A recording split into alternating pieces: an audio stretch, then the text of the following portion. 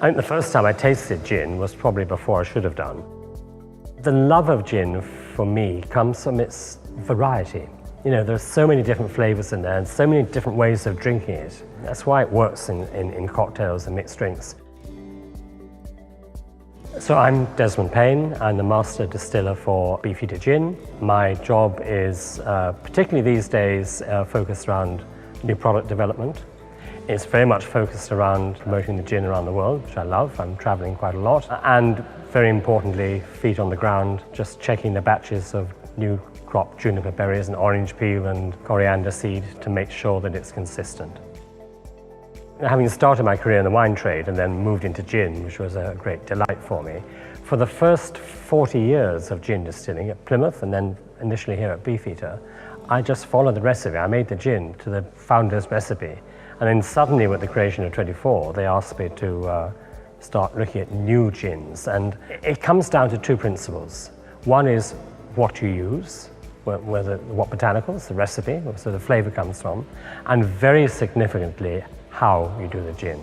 And it's a combination of those two things that covers all the 1,000 or more gins that are out there today.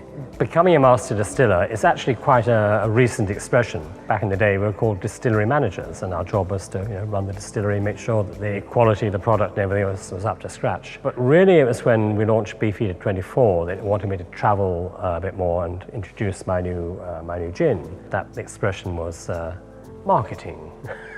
And now everyone is a master distiller. It's great. And what it does is it actually puts some responsibility on the people that actually do it, which is quite a good way of communicating our messages. It's great. I love doing it. I often get asked which is my favorite gin of the gins that I make, but it's different expressions for different occasions. Depends where I am, who I'm with, what mood I'm in. It's great to have the choice, the library. I think one of the great positives about being a distiller, certainly within our company, is you're involved in everything.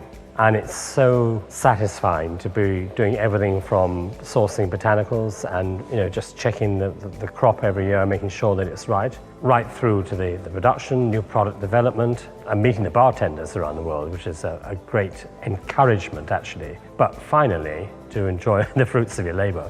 To sit down with a bartender and have a chat over a Martini or a good gin and tonic or whatever cocktail he's just invented. I come across the bottles of my gin all over the place when I travel, especially. Once in Greece, in Piraeus, we went into a bar and all the gins I'd made, all my limited editions, were just lined up behind the bar. They didn't know we were going in there. That was really great to see and quite encouraging and a moment of pride, actually, The bartenders out there today, around the world, are fantastic. They're top of their game, better than it's ever been, I think. The great thing about cocktails is that there's such a variety. Currently, my favorite is the Gibson. And if I go into a bar and they say, sorry, we haven't got any onions, I'm a bit disappointed. It's such a good drink. It's a really exciting time for gin. We're always looking at new product development. Some limited editions and things like that, which is fascinating. I love doing these things ever since Beefeater 24. I'm not sure what's next. I'm looking forward to whatever comes next. I'm just about to celebrate 50 years of making gin. I may not have another 50 years left, but there's still stuff to do.